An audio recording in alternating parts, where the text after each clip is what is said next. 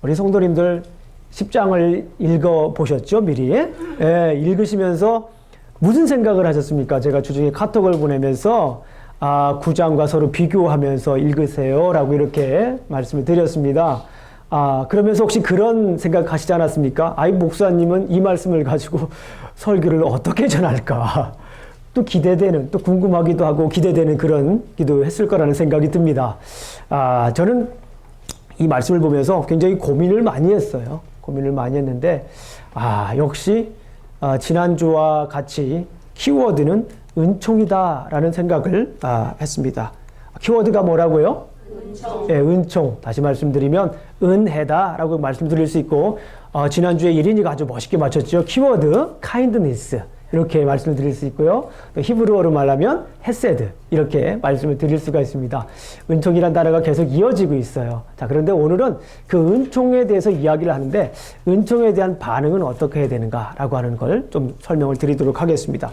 자, 지난주 설교 제목을 한번 여쭤볼게요. 혹시 기억하시는 분 있어요? 지난주 설교 제목. 맞습니다. 박수 한번 보내세요. 지난주 설교 제목을 기억한다. 저는 사실 이건 모험이었습니다. 저희 일종의 모험이었는데 지난주 설교 제목까지도 기억을 하고 계시다라는 것은 그만큼 설교에 대한 내용까지도 기억하고 있다는 거예요. 자, 눈총에서 은총으로. 눈총과 은총에 관한 이야기를 지난번에 말씀을 드렸습니다. 근데 그거 기억하셔서 너무 감사드립니다. 자, 우리 어린아이들에게 한번 물어보겠습니다. 지난주에 다윗이 은혜를 베푼 사람은 누구였지요? To whom did David give grace? 선민이. 예, 맞았습니다. 박수! 예. 자, 무비보셋이라고 하는 사람이었어요. 이 이름은 좀 우리가 성경을 읽으면서 우리에게 좀 상소한 그런 이름이기도 합니다. 그러면 이제는 다른 친구들이 한번 맞춰봤으면 좋겠어요. 그러면 무비보셋이 누구이죠? Who is 무비보셋? 그래. 예린이 한번 얘기해보자. 예린이. 맞았어요. 박수. 예, 맞습니다. 우리 어린아이들이 정말 공부를 열심히 하고 온 것 같아요. 무비보셋이었고요. 무비보셋은 요나단의 어린이였습니다. 저희 아들이었습니다. 그래요. 다윗에게는 그 요나단의 아들인 무비보셋에게 은총을 베풀었지요. 자, 그 무비보셋은 조금 전에 예린이가 얘기했던 것처럼 요나단의 아들이었습니다. 그러니까 다윗이 집안 내부적으로 이제 은총을 베풀었다라고 이렇게 볼 수가 있습니다. 그런데 오늘은 내부적인 은총, 집안의 은총을 벗어서 이제 외부적으로 그 은총의 범위가 어떻게 됩니까? 확대되는 것을 우리가 볼 수가 있어요. 은총의 범위가 어떻게 되고 있다고요? 은총의 범위가 이렇게 좀 더 확대되고 있다라는 말씀입니다. 자, 오늘 본문 10장 1절을 한번 다 같이 읽어보겠습니다. 시작. 그 후에 아몬이 한번 더 왕이 되고 그 아들 하눈이 제사장의 왕이 되니. 네, 지난주의 배경은 집 아니었습니다. 그러나 이제 오늘은 그 후에라고 하는 말을 우리가 밑줄을 그어야 돼요. 그 후에. 이 그 후에라고 하는 말이 사실은 이 본문을 해석하는 중요한 열쇠가 됩니다. 그 후에. 자, 그 후에라고 하는 것은 어떤 후에입니까?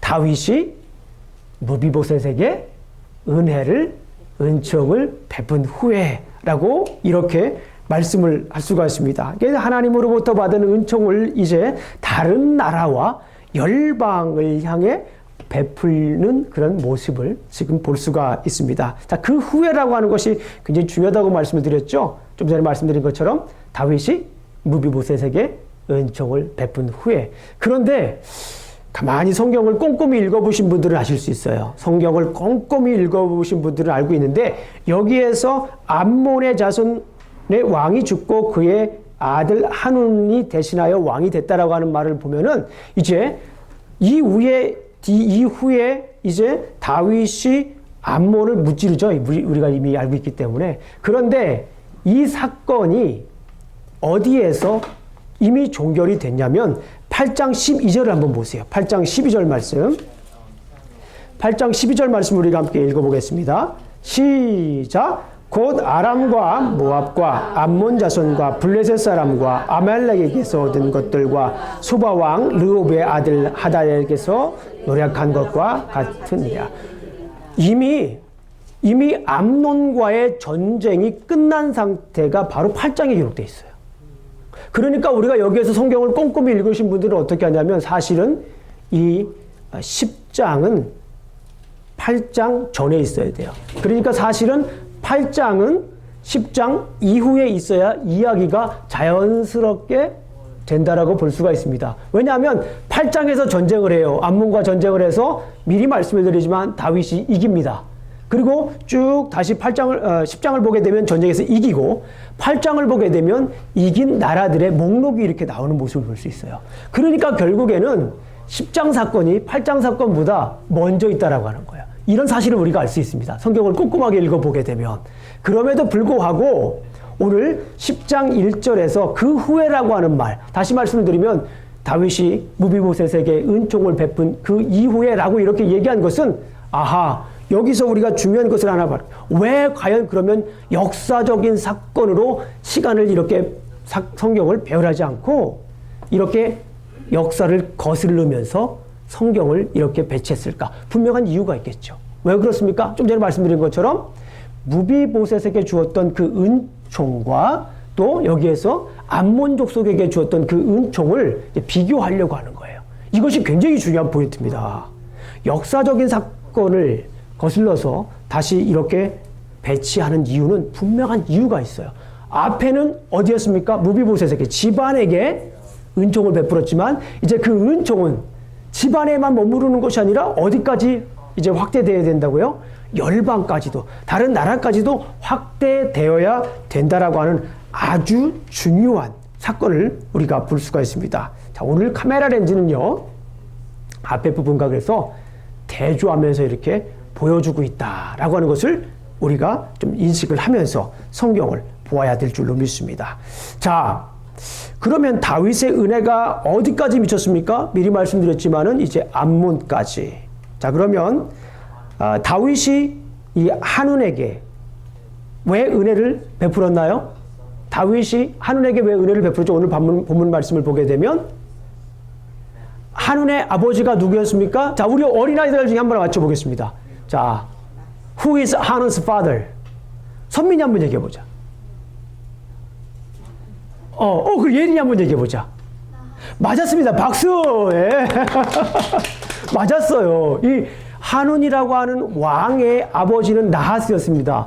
근데 이 나하스가 어떻게 됩니까? 죽게 됩니다. 나하스가 죽게 돼서 다윗이 이 나하스에게 조문을 갑니다. 죽었으니까 이제 찾아가는 거죠. 찾아갔는데 거기 가서 얘기하는 것이 뭐냐면 10장 2절을 보겠습니다. 다윗이 이르되 내가 나하스의 아들 한운에게 은총을 베풀 때, 은총을 베푼다고 그러죠. 왜 베풉니까? 그의 아버지가 내게 은총을 베푼 것 같이. 자, 나하스가 다윗에게 은총을 베풀었대요. 근데 제가 성경을 한번 찾아봤습니다. 앞뒤를 찾아봤는데 나하스가 다윗에게 성경에서 은총을 베풀었던 때를 저는 찾지 못했어요. 그러니까 그 다른 이렇게 연구서적도 보니까 분명하게 나와 있지는 않습니다. 그래서 그런 생각을 할 수가 있어요. 아마도 사울에게 쫓길 때 놉가드 아들람 미스베 여러분이 잘 아시죠? 그런 지역을 이렇게 쫓길 때, 대략 한 10년 넘게 쫓길 때, 혹은 우리가 이스보셋의 가문과 힘겨루기를 할 때, 우리가 사무엘하 2장부터 4장까지 이스보셋, 사울 가문과 다윗 가문이 이렇게 서로 대립돼 가지고 전쟁을 했던 그런 때입니다. 그런 때 아마도 나하스가 다윗에게 도움을 주었지 않았을까라고 하는 생각을 합니다. 어쨌거나 중요한 건 뭐냐면 여기서 은혜라고 하는 것은 나에게만 머물러 있는 것이 아니라 그 은혜가 어디로 가야 됩니까? 집안에게, 가까운 사람뿐만 아니라 어떻게 해야 됩니까? 열방을 향하여서 그 은혜가 이제 전파되어야 된다는 거예요. 이것이 매우 중요한 겁니다.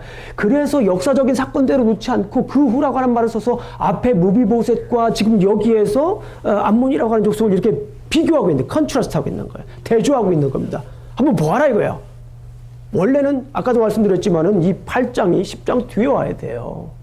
그럼에도 불구하고 이렇게 자리를 이렇게 놓고서 서로 비교하라는 거예요.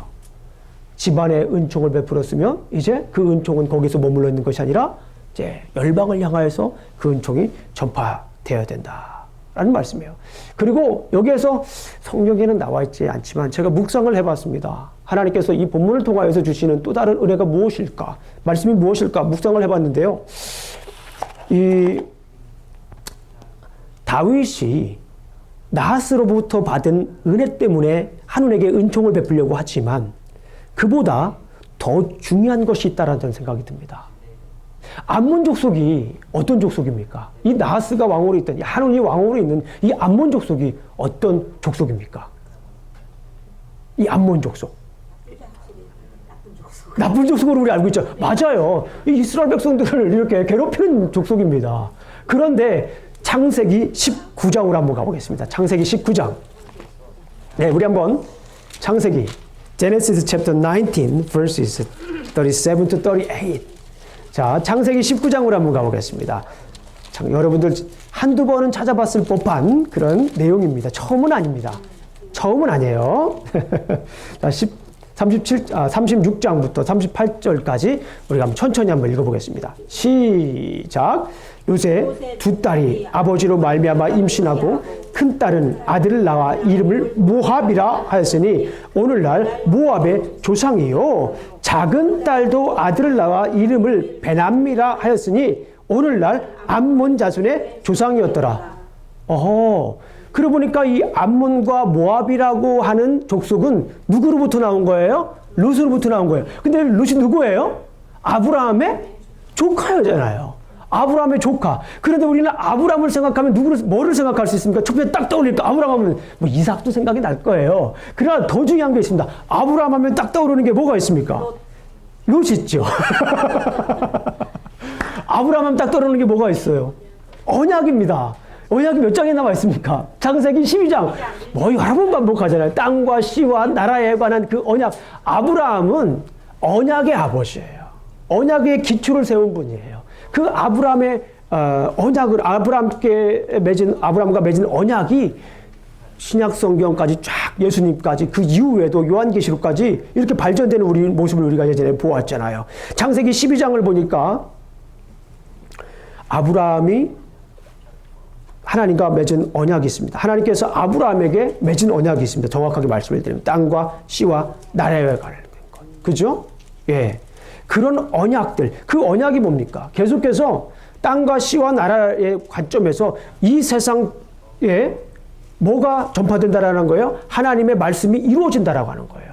그런 관점에서 볼 때 이 아브라함의 세계관은 단순히 이스라엘에게만 머물러 있던 게 아닌 거예요. 그죠? 당시 지방에 있는 나라들 사람들은 이 모압이라든가 암몬이라든가 이런 나라들은 적으로 생각했고 실제로 이 암몬은 이스라엘 백성들을 괴롭혔어요. 모압 족속도 마찬가지고 이스라엘 백성들을 괴롭혔습니다. 그럼에도 불구하고 다윗은 그들을 바라보는 시각이 어떤 시각이었어요? 언약적인 관점. 무슨 관점입니까? 언약적인 관점이에요. 예.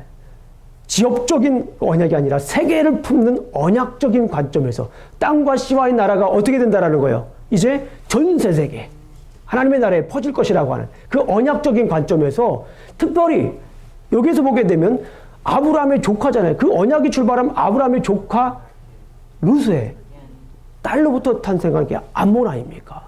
그러니까 이 다윗이 볼 때에는 그 암몬 족속도 언약의 관점에서 봤다라는 거예요. 그 언약의 관점에서 볼 수 있었기 때문에 은혜를 베풀 수 있었던 거예요. 그냥 단순히 괴롭히는 적으로 본 게 아닙니다. 언약의 관점에서 보았기 때문에 이제 그 아브라함의 언약의 관점에서 보았기 때문에 다윗은 이 나하스에게 은혜를 베풀 수가 있었던 겁니다. 그래서 다윗이 사무엘하 7장에 있었던 하나님께 받은 그 언약이 그렇게 중요한 겁니다. 거기 그 언약이 아브라함의 언약을 거쳐서 모세의 언약을 거쳐서 이 다윗에게서 이루어지는 다윗을 거치는 이 사건들을 보지 않습니까? 그러니까 여기에서 다윗은 단순히 자기 대에만 머무르는 것이 아니라 자기가 지금 이 서 있는 이것이 아브라함으로부터 하나님과 맺은 그 언약으로부터 계속해서 이어져 오고 있다라고 하는 것을 인식을 한 거예요. 그 은혜를 알았기 때문에, 그 언약을 알았기 때문에, 그 은혜를 알았기 때문에 어떻게 할 수 있습니까? 나아스, 그 베푸는 거죠. 암몬족 속에도 그 은혜를 그렇게 베풀었던 것을 우리가 볼 수가 있습니다. 여기서 우리가 깨달을 것이 있어요. 깨달은 것이 있습니다. 무엇입니까? 한번 주위를 한번 둘러보세요. 주위를 둘러보면 정말 이것은 이 자리에 우리가 함께 서 있는 것은 누구의 은혜입니까? 하나님의 은혜입니다. 근데 그 하나님의 은혜라고 얘기할 수 있는 것은 뭐냐면 아브라함에게 주었던 그 언약 때문에 그런 거예요. 아브라함과 맺었던 그 언약 때문에 주변에 있는 사람이 이 모두 하나님의 은혜로 우리가 하나가 될 수 있다라고 하는 거. 이것을 우리가 생각할 수가 있습니다. 자녀로 인식하는 것도 중요해요. 자녀로 인식하는 것도 좋습니다. 부모님으로 인식하는 것도 중요합니다. 나에게 중요한 친절을 베푸는 사람으로, 정말 중요한 사람으로 인식하는 것도 중요합니다. 그러나 무슨 관점으로 봐야 돼요? 언약의 관점에서 봐야 돼요. 지금 내가 옆에 있는 사람들이 언약의 관점에서 봐야 돼요. 지금 내 옆에 있는 사람이, 그리고 다시 말씀을 드리면 하나님의 은혜의 관점에서 바라봐야 될 줄로 믿습니다. 옆에 있는 분들 한번 쳐다보십시오. 한번 하나님의 은혜가 좀 보이십니까? 이게 뭐 내가 뭐 언약, 하나님의 언약으로 이루어진 이 관계라고 하는 거예요. 하나님의 은혜가 아니면 이 자리에 우리가 설 수가 없다라고 하는 거예요. 예. 이것이 매우 중요한 것입니다. 하나님은 그 은혜를 자기 자신에만 머무르는 것이 아니라 이제 그 은혜가 계속해서 전파될 수 있는 그런 길을 열어놓으셨습니다. 먼저 우리가 하나님의 은혜를 아는 것이 중요합니다. 이를 좀 더 구체적으로 말씀을 드리면 이제 하나님께서 지으신 이 은혜는, 그 받은 은혜는 이제 하나님의 지으신 이 세계를 향하여 이제 나아가야 됩니다. 하나님의 창조 섭리로 하나님께로부터 받은 이 은혜를 우리가 전해야 될 줄로 믿습니다. 자, 그리고 아까도 말씀드렸지만은 9장과 이렇게 대조를 이렇게 통해서 우리에게 주는 메시지가 한 가지가 더가 있습니다. 은혜가 집안에만 머무르는 것이 아니라 은혜는 계속해서 세상을 향하여서 나가야 된다라고 하는 그런 관점이었고요. 한 가지 더를 보면 이거 굉장히 중요한 겁니다. 전 여기에서도 성경이 끝나도 큰 문제는 되지 않는데 성경의 내용을 보니까 3절부터 19절까지 어떻게 보게 되면 굉장히 많은 부분을 이 암몬 족속, 특별히 한운의 그 일에 대해서 얘기를 하고 있어요. 그러니까 언약을 베풀려고 갔잖아요. 언약을 베풀려고 갔는데 그 언약을 어떻게 받아들이냐. 그 은혜를 하나님이 받은 은혜를 전하려고 가는데 그 은혜에 대해서 어떻게 반응하느냐도 매우 중요하다는 거예요. 하나님의 은혜를 안 사람이 그 은혜를 가지고 증거를 하려고 합니다. 그런데 그 은혜를 어떻게 받아들이느냐. 이것 또한 매우 중요하다라고 볼 수가 있습니다. 이렇게 9장과 10장을 비교해보면 두 가지가 아주 크게 다릅니다. 대조해 보면 앞에 9장은 집안에게 은혜를 베푼 거고 그리고 뒤에 10장은 열방을 향하여 은혜를 베푼 것입니다. 또 하나 중요한 건 뭐냐면 앞에 9장에서 은혜를 베풀었을 때 다윗이 은혜를 베풀었을 때 무비보셋의 반응과 뒤에 10장에서 다윗이 한운에게 베풀었을 때 한운의 반응은 완전히 다릅니다. 완전히 달라요. 우리가 잘 아는 것처럼 앞에 무비보셋에게 다윗이 은혜를 베풀었을 때 어떻게 했습니까? 이 무비보셋은 감격을 했어요. 심지어 이런 얘기까지 했습니다. 우리가 아는 것처럼 한번 읽어보겠습니다. 9장 8절. 9장 8절을 한번 보겠습니다. 9장 8절. 시작. 그가 절하여 이르되 이 종이 무엇이기에 왕께서 죽은 개 같은 나를 돌아보시나이까 하니라. 여기서 보게 되면 죽은 개 같은 나를 이렇게 이렇게 쓸모없는 사람을 이렇게 그런 은총을 줍니까? 라고 하니 쉽게 말씀드리면 아주 겸허한 자세예요. 아주 겸손한 자세입니다. 은혜를 받아들이는 자세가 아주 겸허한 자세인데 오늘 본문에 나와 있는 이 한우는 어떻게 이 은혜에 반응을 했는지 우리가 한번 살펴보도록 하겠습니다. 자, 다윗이 나하스를 조문하기 위해서 암몬을 나라를 찾아갑니다. 그런데 나하스의 아들 한우는 어떻게, 그의 신하는 어떻게 이 다윗의 신하들에게 대했을까요? 자, 우리 어린아이들에게도 한번 물어보겠습니다. 맞춰보겠습니다. What did Hanun do to David's servant? 자, 데이빗의 신하들을 한우는 어떻게 했죠? 어떻게 받아들였습니까? 우리 한번 맞춰볼 수 있는 사람 있어요? 예? 우리 선민이 한번 해볼까? What did Hanun do to David's servant?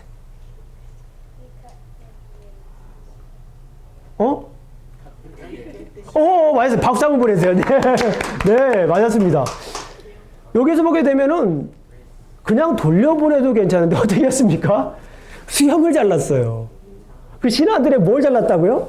수염을 잘랐습니다. 이 당시 문화에서 수염은 이 남자다움의 상징이었습니다. 그러니까 요즘 이 수염 안 나시는 분들은 좀 감사해야 돼요. 예, 저 같았으면 아주 좋았을 텐데 수염 많이 나가지고. 당시에는 이 수염이라고 하는 것은 남자다움의 상징이었습니다. 그런데 이 수염을 잘라버렸어요. 그러니까 얼마나 모욕적이었습니까? 그러니까 원래 이스라엘 백성들은요, 이 사랑하는 사람이 죽었을 때, 혹은 정말 큰 수치를 당했을 때 수염을 그때 스스로 자릅니다. 그때 비로소 스스로 자르는데 여기에서는 그냥 자보다가 그냥 수염을 자른 거 아닙니까? 그리고 심지어 레위기서 19장 27절을 보게 되면 율법에서까지 이 수염을 억지로 강제로 자르지 말라고 돼 있어요. 율법에서. 그만큼 이 유대민족에게 이 수염이라고 하는 것은 매우 중요한 겁니다. 더군다나 여기 어떻게 했습니까? 수염을 또 잘랐을 뿐만 아니라 또 어떻게 했습니까? 더 어쩌면 더 치욕적인 사건을 보여줘요. 예. 저기 어떻게 중등볼기. 읽어볼까요? 네, 우리가? 네. 자, 4절 읽어보겠습니다. 4절. 시작. 이에 한온이 다윗의 신하들을 잡아 그들의 수염 절반을 깎고 그들의 의복에 중등볼기까지 자르고 돌려보내매. 이것은 뭐냐면 옷을 잘랐는데 뭐가 보이게 하는 거예요? 엉덩이가 보이게 하는 거예요. 어떻게 생각하면 정말 이것을 보면서 웃기기도 했지만 짓궂다라는 생각도 솔직히 들었습니다. 어떻게 하면은 당시 신하들의 엉덩이만 남자들의 엉덩이만 보이게 잘라서 보냈을까? 정말 이거는 짓궂기도 하지만 정말 당시 문화를 생각해 보면 그냥 치욕스러운 일입니다. 매우 치욕스러운 일이에요. 그래서 심지어 어떤 사람들은 이런 일을 당하면 그냥 모욕감 때문에 차라리 죽는다고 하는 이들도 있습니다. 다윗은 그래서 어떻게 합니까? 참 다윗은 은혜로운 사람인 것 같아요. 그 신하들이 지금 돌아오게 되면은 사람들이 알잖아요. 수염 잘라가지고 들어오니까 얼마나 암몬 족속에게도 치욕적인 일이지만 유대 민족에게도 얼마나 이스라엘에게도 치욕적인 사건이었겠습니까? 그래서 여리고에서 어떻게 하라고 합니까? 머물러서 수염이 자랄 때까지 거기 있다가 이렇게 돌아오라고 얘기를 합니다. 그래서 결국에는 6장부터 18장까지 보게 되면 두 번에 걸친 뭐가 있습니까? 전쟁이 있습니다. 이 부분을 제가 자세히 설명하지 않겠습니다. 이 부분은 대략적으로만 설명을 드리겠습니다. 전쟁이 있었습니다. 첫 번째 전쟁이 있었는데요. 첫 번째 전쟁은 누가 진두지휘를 합니까? 요압 장군이 진두지휘를 합니다. 그리고 그의 동생 아비새와 함께 이제 전쟁을 하는데요. 결국엔 누가 이깁니까? 이스라엘 백성들이 좀 곤경에 처하기는 합니다. 공경에 처하기는 하지만 그럼에도 불구하고 하나님께서 함께 하셔서 이스라엘 백성들이 요압 장군이 이기게 됩니다. 우리 한번 읽어보겠습니다. 12절 읽어보겠습니다. 12절과 13절 읽어보겠습니다. 시작. 너는 담대하라. 우리가 우리 백성과 우리 하나님의 성읍들을 위하여 담대히 하자. 여호와께서 선히 여기시는 대로 행하시기를 원하노라 하고 요압과 그와 함께한 백성이 아람 사람을 대항하여 싸우려고 나아가니 그들이 그 앞에서 도망하고. 결국에는 첫 번째 전쟁이 일어났을 때 어떻게 합니까? 요압 장군의 하나님을 의지함으로 결국에는 전쟁을 이기게 됩니다. 그런데 여기서 끝나는 것이 아니라 이제 다시 한번 두 번째 전쟁을 하게 됩니다. 두 번째 전쟁은 누가 직접 참전을 합니까? 다윗이 직접 참전을 하게 됩니다. 자, 우리 15절부터 17절까지 한번 읽어보겠습니다. 시작. 아람 사람이 자기가 이스라엘 앞에서 패하신 것을 보고 다 모임에 하다레셀이 사람을 보내 강 건너에 있는 아람도 사람들 불러 내매 그들이 헬람에 이르니 하다데셀의 군사령관 소박이 그들을 거느린지라. 어떤 사람이 다윗에게 알림에 그가 온 이스라엘을 모으고 요단을 건너 할렘에 이름에 아람 사람들이 다윗을 향하여 진을 치고 더불어 싸우니라. 누가 직접 참전을 합니까? 다윗이 직접 참전을 하는 그런 모습을 보게 됩니다. 직접 싸웁니다. 결과는 어떻습니까? 결과는 대승입니다. 예, 결과는 대승. 완전히 이게 되는 그런 모습을 보게 됩니다. 다윗이 아람 병거 700대와 마병 4만 명을 죽이고 또 그 사령관 소박을 쳐서 거기서 죽입니다. 18절 말씀을 보게 되면 그 내용이 잘 기록이 되어 있습니다. 그리고 마지막으로 19절을 보게 되면 이제 다윗의 위상이 얼마나 높아졌는지 19절을 한번 읽어보겠습니다. 시작. 하다데셀에게 속한 왕들이 자기가 이스라엘 앞에서 패함을 보고 이스라엘과 화친하고 섬기니 그러므로 아람 사람들이 두려워하여 다시는 암몬 자손을 돕지 아니하니라. 이 본문 말씀을 보게 되면 결국에는 다윗의 위상이 높아지는 것을 봅니다. 다른 나라들이 이스라엘과 결국에는 뭐 합니까? 화친을 하게 되는 모습을 봅니다. 그리고 이제 고대 근동의 정세는 이제 다윗의 것이 되고, 우리가 지난번에 살펴봤지만은 유프라데스 강에 이르기까지 다윗은 절대 강자의 위용을 갖게 되는 그런 모습을 봅니다. 여기서 중요한 게 있어요. 여기서 중요한 것이 있습니다. 아까도 말씀을 드렸듯이 은혜에 대한 반응이 어떠해야 되는 거예요. 무비보셋은 은혜를 알았을 때 그 은혜를 겸허하게 겸손하게 받아들였습니다. 겸손하게 받아들였을 때 어떻겠습니까? 그 은혜가 더하였던 것을 보지 않습니까? 그렇죠? 이 자손까지 함께하라고 그랬잖아요. 함께 먹으라고 집안에 있으면서 땅을 주었고 자손까지 함께하는 그런 복을 주었잖아요. 그런데 오늘 본문 말씀을 보니까 9장과는 달리 이 암몬 족속, 특별히 한우는 어떻게 했습니까? 그 은혜를 받아들이지 않았던 거예요. 그 은혜를 받아들이지 않고 이제 다윗과 대항하여서 싸웠던 그런 모습을 보았습니다. 결과는 어때요? 참패입니다.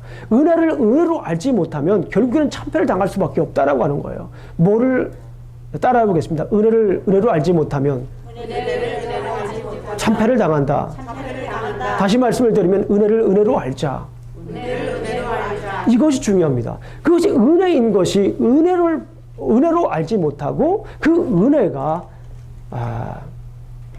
자기 자신을 해하려고 하는, 자기 자신을 무너뜨리려고 하는 그런 것으로 잘못 오인한다면 결국에는 참패를 당할 수밖에 없다는 것입니다. 은혜를 은혜로 알고 반응해야 합니다. 오늘 본문의 암몬 족속은 은혜를 알지 못해 참변을 당했습니다.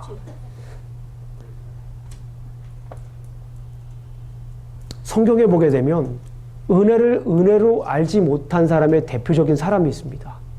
그 사람은 아담입니다. 제가 오늘 성경 공부에서 잠깐 말씀을 드렸지만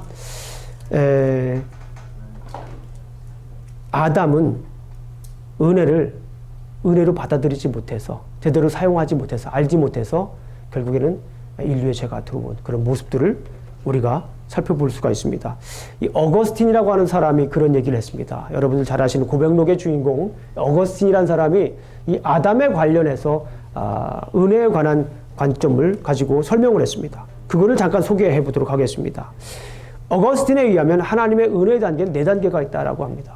첫 번째로 말하면 성경 공부 시간에 나눴지만 예비적인 단계가 있습니다. 예비적인 단계는 뭐냐면 하나님께서 부르신 것을 아는 것이 은혜다. 따라해 보겠습니다. 하나님께서 부르신 것을 아는 것이 은혜다. 하나님께서 부르신 것을 아는 것이 은혜라고 하는 거예요. 두 번째는 뭐냐면 협조적인 은혜입니다. cooperative grace라고 하는데요. 협조적인 은혜는 뭐냐면 예비적인 은혜. 하나님께서 나를 부르셨다라고 하는 것을 지속하도록 인도하는 은혜입니다. 하나님께서 나를 부르셨다라고 하는 것을 지속적으로 알게 하는 것이 은혜다라는 거예요. 그 다음에 세 번째는 뭐냐면 유효한 은혜가 있습니다. efficient grace라고 하는 게 유효한 은혜가 있는데요. 이것은 사람이 원한다면 유효한 은혜를 통해 선과 의를 얻을 수 있는 은혜입니다. 그리고 마지막으로 이 중요한 겁니다. 마지막으로는 충족한 은혜가 있습니다. 충족한 은혜, sufficient grace라고 하는 게 있는데요. 이 은혜를 잘 사용하기만 하면 어떤 유혹이라도 물리치기에 충분하다는 것입니다. 이 은혜를. 그런데 아담은 이 마지막 있는 이 은혜, 적어도 아담은 하나님께서 그를 부르신 것을 잘 알았습니다. 그리고 그것이 계속 지속되도록 아마도 이렇게 잘 관리했습니다. 그런데 중요한 것은 뭐냐면 어떤 유혹이라도 물리치기에 충분하다는 것을 알지 못했습니다. 아담은 이 은혜를 받았지만 잘 사용하지 못했습니다. 그는 받은 은혜를 제대로 사용하지 못해서 죄를 짓게 된 것입니다. 무엇입니까? 아담에게 자꾸 다른 것이 들어왔어요. 들어오게 되다 보니까 하나님의 은혜를 점점 잃어버리는 거예요. 하나님은 아담을 왜 부르셨는지를 점점 잃어버리는 거예요. 하나님께서 아담을 왜 부르셨어요? 다스리라고 부르신 거 아닙니까? 다스리라고 불렀는데 그거를 망각하고 뭐예요? 다스림을 받지 않습니까? 이거 하나님의 은혜를 잊어버리기 때문에 하나님의 은혜를 온전히 알고 있지 못했기 때문에 그런 거예요. 만물을 다스리라고 했는데 다스리지 못하고 그 꽤 넘어가는 그 모습을 우리가 하나님의 은혜를 온전히 알지 못했기 때문에 하나님의 은혜에 온전히 반응하지 못했기 때문에 일어난 일이라고 볼 수가 있습니다. 오늘 무비보셋과 암몬 족속이 무엇이 다릅니까? 내가 많으면 은혜가 그만큼 없는 것입니다. 무비보셋은 자기가 없었어요. 그럼 엎드리잖아요. 그리고 죽은 개 같은 나를 이렇게 왜 돌보시냐고 나아가잖아요. 그러니까 은혜가 더하잖아요. 그런데 여기 암몬 족속 하느는 자기 것이 있었어요. 주변에 있는 사람들이 이렇게 모으면 자기의 사람이 될 것이라고 하는 걸 알았어요. 성경에 써 있잖아요. 진짜 모였잖아요. 용병들이 막 모였잖아요. 자기가 가지고 있는 것들이 많았어요. 얼마나 많았습니까? 역대상 19장 16절을 보게 되면 은 1,000달란트를 지불했습니다. 은 1,000달란트. 그 돈이면 차라리 조금을 바치는 게 낫지 않겠습니까? 은 1,000만 그만큼 뭐예요? 이 한운이라고 하는 사람은 가진 게 많았던 거예요. 자기가 가지고 있는 것들을 믿는 구석이 있었던 거예요. 돈도 많았고 그 돈으로 군사를 사가지고 다윗을 무찌를 수 있을 것이라고 하는 그런 마음이 있었던 거예요. 자기 것이 많았죠. 그렇게 쉽게 말씀을 드리면 자기 것이 많으면 하나님의 은혜는 없습니다. 아침에도 성경 공부한 말씀드렸지만은 컵이 있어요. 컵이 물이 내 것이 가득 찼습니다. 내 것이 가득 차면 하나님 것이 없는 거예요. 그 대신에 내 것이 비어 있어요. 그러면 무엇이 많아집니까? 하나님의 은혜가 많아지는 거예요. 오늘 본문에서 주고자 하는 것은 이걸 얘기하는 거예요. 지금 이걸 얘기하고 있습니다. 그 후라고 하는 그 단어를 통해서 역사적인 사건을 거슬면서까지 이렇게 서로 대조하는 그 모습 무엇입니까? 하나님의 은혜는 내 안에 머무는 것이 아니라 어떻게 됩니까?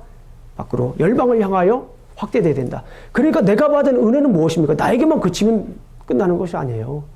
그래서 제가 간혹 그런 말씀드리잖아요. 은혜 받으려고 내가 신앙생활 하는 거 아니라고. 나만 은혜 받는 것으로 끝나는 거 아니라는 거예요. 나만 은혜 받는 것으로 끝나는 거. 그것은 우리의 사명이 아닙니다. 나만 은혜 받는 것은 우리의 사명이 아니라 더불어서 은혜 받아야 돼요. 열방을 향하여서 우리가 그 은혜를 나눠줘야 돼요. 근데 중요한 것은 반대로 내가 은혜를 받지 못하면 나갈 수 없다는 거예요. 역으로. 그러니까 좀 무엇입니까? 내가 받은 은혜는 자꾸 옆에 있는 분들에게 전파해야 될 줄로 믿습니다. 두 번째로는 뭐냐면 그 은혜를 받아들이는 자세에 대해서 한 번 더 설명을 합니다. 은혜가 있잖아요. 그 은혜를 알고 겸허하게 그 은혜를 받아들여야 될 줄로 믿습니다. 나를 한번 비워보세요. 내가 요즘 이런 생각을 한번 해볼 수가 있어요. 내가 하나님의 은혜를 모르겠다. 예. 목사님, 저는요, 하나님의 은혜를 받고 싶은데, 하나님의 은혜로 살고 싶은데, 어떡합니까? 제가 하나님의 은혜를 모르겠습니다. 그럴 때는 한번 이렇게 한번 생각해 보세요. 자기 거를 하나하나 지워보세요. 한번 써보세요. 써놓으시고, 요즘 내가 생각하고 있는 게 뭔가 한번 써보세요, 여기다가. 예. 한번 쭉 써보세요. 요즘 내 생각에 내가 주로 생각하는 것, 내가 주로 관심 갖고 있는 것, 이런 것들 한번 써보세요, 옆에다가. 쫙 써보세요. 뭐든지 한번 써보세요. 뭐든지 써보시면 그러면서 한번 나눠보세요. 자, 하나님의 은혜가 있는 거, 하나님의 은혜 것과 하나님의 은혜가 아닌 것을 한번 이렇게 갈라보세요. 그러면 내 것이 얼마나 많은지, 하나님의 것이 얼마나 많은지 우리가 알 수가 있어요. 그래서 내 것을 하나하나 지어보세요. 내 것을 하나하나 이렇게 내 것을 하나하나 지어보면 거기 하나님의 은혜가 남습니다. 그 하나님의 은혜를 가지고 묵상을 해보세요. 그 은혜가 더 커져요. 별거 아닌가 좀 굉장히 중요한 거예요. 내가 요즘 생각하고 있는 것들을 한번 적어보세요. 그냥 생각만 하지 마시고 내가 요즘 생각하고 주로 관심 갖고 있는 것들을 한번 쭉 적어보세요. 그리고 나서 한번 아주 냉철하게 내 것을 한번 지어보세요. 내 것을. 그러면 뭐가 남아요? 하나님의 은혜가 남습니다. 지우고 나보니까 하나님의 은혜가 진짜 없네요. 네. 그러면 내 거를 지우는 순간 하나님의 은혜가 또 들어오니까 너무 걱정하지 마세요. 하나하나 지워보세요. 그러면 하나님께서 은혜를 주실 줄로 믿습니다. 그 하나님께서 그 은혜를 주시면 그 은혜가 내게 뭐합니까? 족한 거예요. 그 은혜가 뭐합니까? 족한 거예요. 내가 하나님의 은혜를 모르니까 내가 족하지 않은 거예요. 내가 하나님의 은혜를 모르니까 싸우려고 하는 겁니다. 내가 하나님의 은혜를 모르니까 내 걸 가지고 어떻게 해보려고 하는 거예요. 이게 저기 한우처럼. 인천 달란트. 와. 인천 달란트. 용병을 사용하는데 지불했습니다. 얼마나 많은 거예요. 얼마나 힘이 있습니까? 자기 스스로 할 수 있는 생각을 가지겠습니까? 그런데 중요한 건 뭐야? 하나님의 은혜를 우리가 알아야 됩니다. 하나님의 은혜를 알면 어떻게 됩니까? 그 은혜가 내게 족하다라고 하는 것을 알 수가 있습니다. 고린도후서 12장 9절부터 10절까지 한번 찾아보겠습니다. 우리 고린도후서 12장 9절부터 10절까지 있는 말씀 우리가 함께 읽어보겠습니다.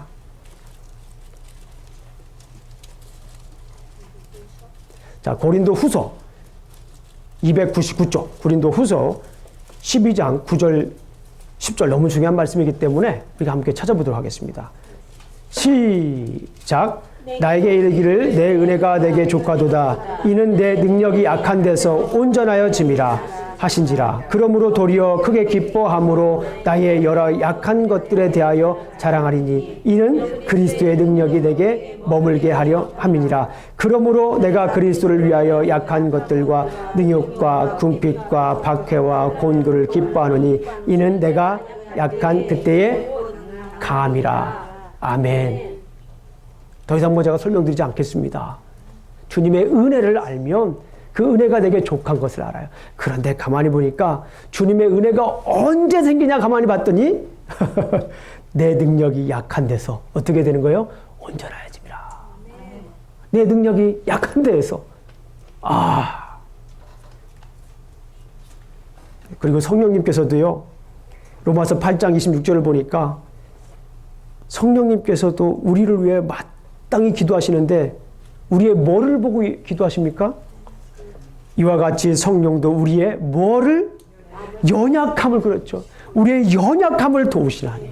예, 우리의 연약함을 도우시는 거예요. 우리의 연약함을 도우시나니 우리는 마땅히 기도할 바를 알지 못하나 오직 성령이 말할 수 없는 탄식으로 우리를 위하여 친히 간구하시느니라. 아멘. 은총에 대한 반응. 뭡니까? 겸허하게 하나님께 나아가야 돼요. 하나님, 저 약합니다. 제가 가지고 있는 거 아무것도 없습니다. 하나님, 저를 도와주세요. 저를 채워주세요. 그때 하나님께서 채워주십니다. 그래서 제가 우리 성도님들하고 가끔 그런 얘기를 하죠. 바닥을 치셔야 합니다. 바닥을 칠 때 하나님의 은혜가 쏟아지는 줄로 믿습니다. 내가 살아있으면요, 하나님께서 하나님의 은혜가 들어올 자리가 없어요. 우리 생각에. 가득 차면은 우리가 연약합니다. 하나님, 제가 약합니다. 약할 때 강함 주시는 하나님의 그 은혜를 제가 경험하기를 원합니다. 하나님, 저 바닥 칩니다. 바닥을 칠 때 하나님께서, 그때 하나님께서 은혜를 부어주시는 줄로 믿습니다. 내가 없는 만큼, 내가 약한 만큼 하나님의 은혜는 강할 줄로 믿습니다. 하나님께서 부어주시는 능력은 강할 줄로 믿습니다. 자, 오늘 말씀을 정리합니다. 다윗은 암몬에게 은총을 베풀려 했지만 그들은 다윗을 통한 하나님의 은총을 몰랐기 때문에 이를 거절했습니다. 그리스도인은 하나님의 은총을 그래서 분별해야 합니다. 겸허하게 받아들인 하나님의 은총을 분별해야 됩니다. 그리고 우리는 그 은총을 입고 살아야 됩니다. 우리가 입어야 할 여러 가지 옷이 있지만 가장 중요한 옷은 우리 은총을 입고 살아가야 될 줄로 믿습니다. 기도하시겠습니다. 하나님 아버지 감사합니다. 오늘도 이렇게 또 주님의 은총을 나누었습니다. 다윗은 남문족속에게 은총을 베풀려고 했지만 그들은 다윗을 통한 당신의 은총을 몰랐기 때문에 거절하고 싸워서 패배했던 모습을 봅니다. 이 모습이 우리 삶 속에도 그대로 이어지고 있지 않나. 오늘 한번 우리가 살펴봅니다. 우리에게 부어주시는 은혜가 있는데 나 때문에 내가 가지고 있는 것 때문에 그 은혜를 분별하지 못하고 은혜를 거절하며 살고 있지 않나. 아버지 하나님 이 시간 생각해 보았습니다. 주님의 은혜를 헤아리며 주님의 은총을 입으며 살겠습니다. 도와주시옵소서. 예수님 이름으로 기도합니다. 아멘.